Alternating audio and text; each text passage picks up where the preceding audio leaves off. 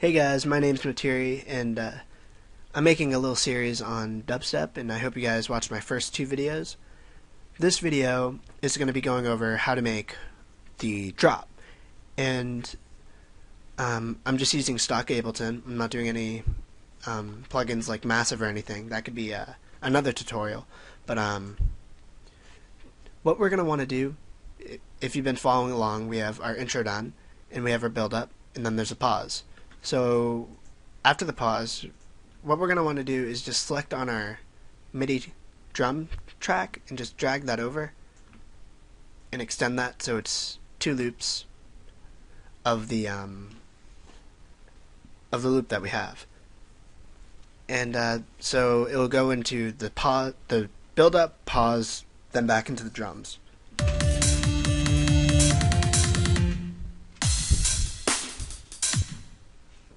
Okay, so that's pretty cool.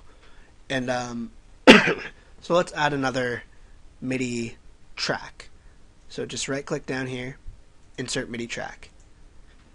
And let's go to our live devices, and in the instruments, let's drag an operator. Just the entire thing. And let's see how that sounds by making a 4-bar loop, right clicking, insert a MIDI clip, and let's drag this over and loop it.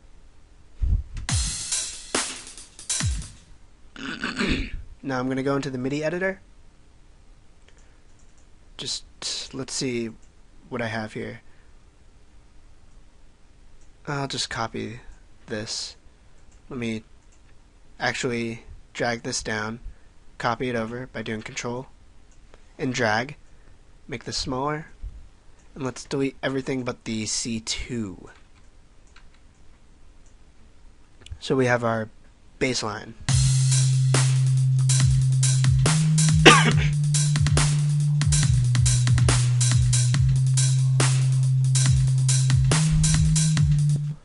Okay, so that's pretty cool. And so operator, it's a pretty simple little instrument in Ableton. You have your essentially 4 oscillators right here and filter. So nothing too fancy. I'm gonna keep the course as it is, and I'm gonna change my. Actually, I'm gonna bring course down to 0.5, and that gives us a really low sound. Hold on, my sub isn't even on.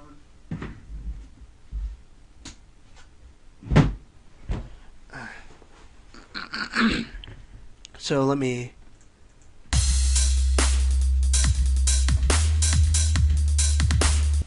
Okay, so that's just a basic sine wave. And now I'm going to go into the second oscillator right up here. I'm going to change this to a square wave, a square 4 maybe. Let's hear it. Oh, I didn't even put the level up. So I'm going to bring this level up to hear what our sound sounds like.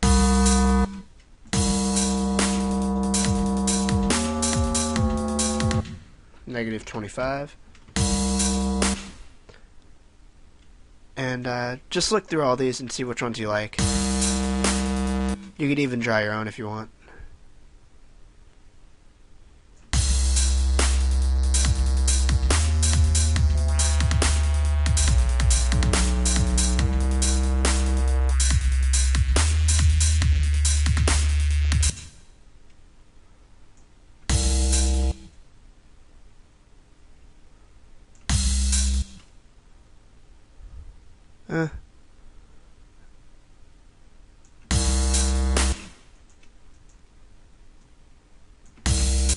I'm just playing around. I'm gonna choose the saw wave maybe, and maybe turn the course up to 2. So that's cool. And one thing I'm gonna want to do is turn on my pitch envelope right here. So I'll click it, or not my pitch envelope, just my envelope in general. And I'll click this little box and it'll turn orange. I'm going to turn my spread up to 70-ish. That's actually a little much, so I'm going to go to 55, 45.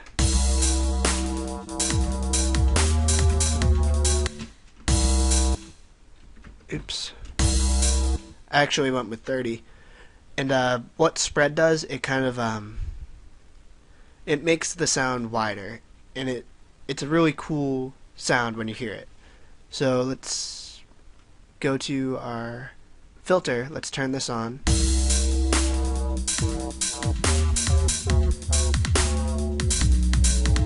You could already tell that playing around with the frequency knob on our filter is going to give us that wub that we want.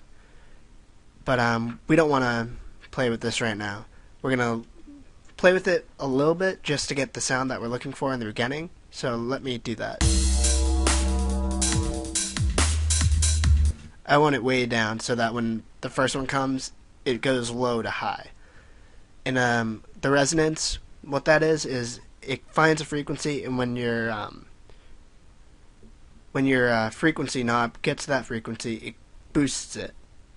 That's the way I learned. I'm not sure if that's correct, but it sounds like it's correct. So I'm going to play around. So that's pretty cool.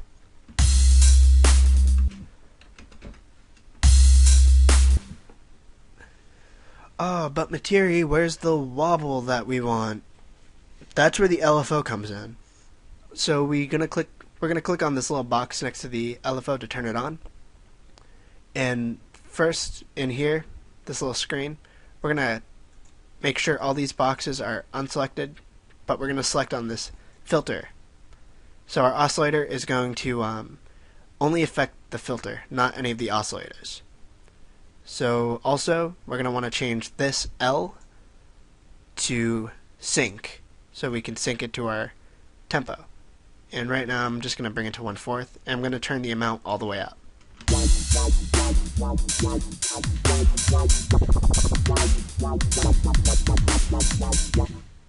So that's pretty easy to do.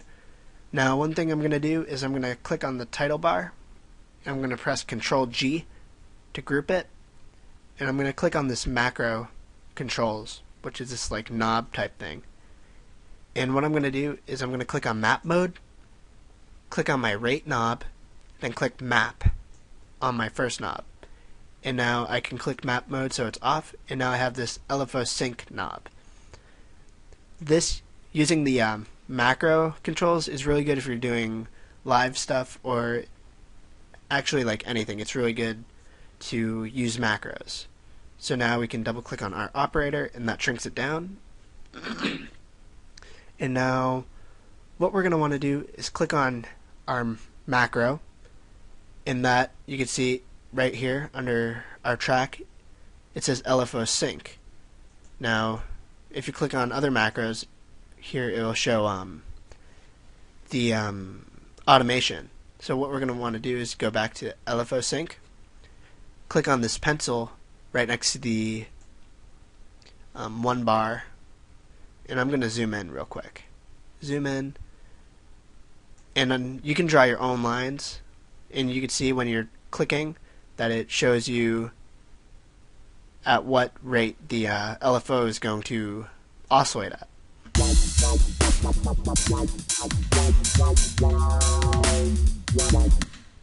So you can draw in your own lines. I'm going to do something really quick.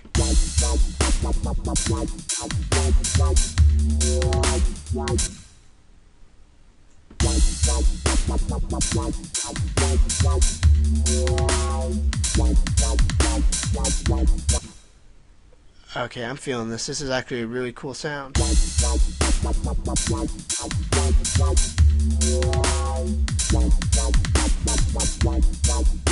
whoa, whoa.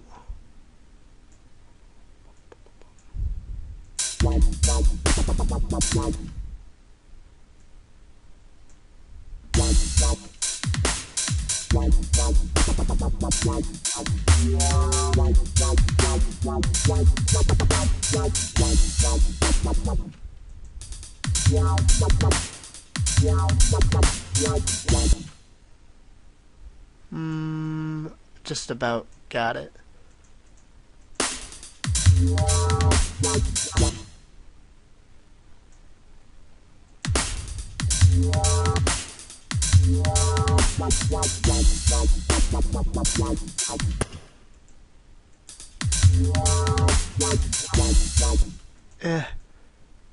Almost there.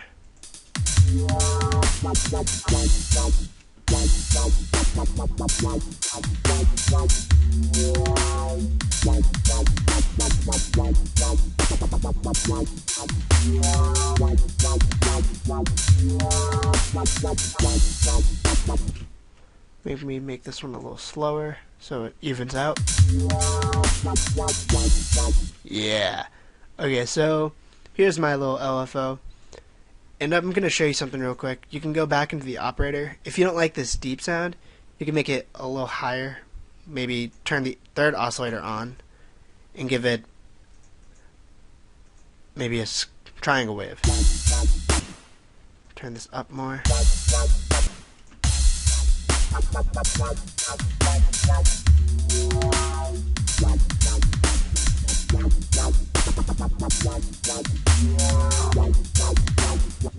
Detune it some.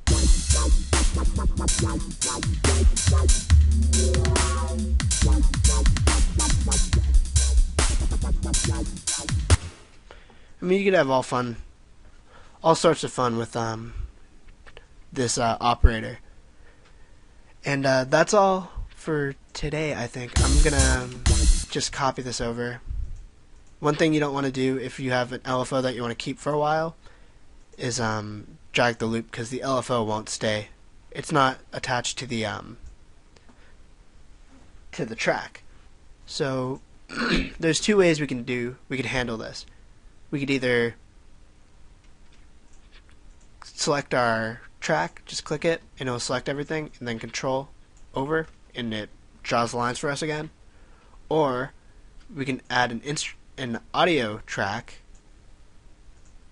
and make sure you have this I/O, this input-output section. You click it, and it'll show up. And you can go in from the fourth track, and we could record this. Turn it off real quick. Record it just like this. Click the record button.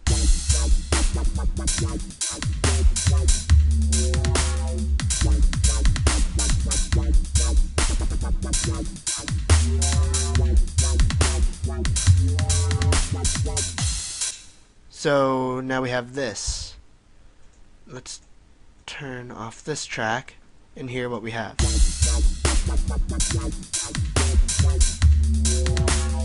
It's the same thing, only now it's an audio file instead of MIDI. But the bad thing about this is we can't change the LFO. And I'm going to show you one more way of making this into an audio. This way, I mean, I just found out about it recently. You can right-click on the track, click Freeze Track. It'll take a second. And then you can flatten track by right-clicking again and flatten. And you get this. Let me zoom in and delete this little section. So it's the same thing. Oops, I didn't turn it on. But for now, we're just going to keep the MIDI tracks. I mean, if you want to keep the audio tracks on, then that's up to you. Okay, so that's it for this video. And next time we'll be going over making the drop a little more nice sounding, and then we'll be going over finishing the song and probably the video after the next video. So I hope you guys enjoy this. Subscribe, like, and that's it. So until next time, goodbye.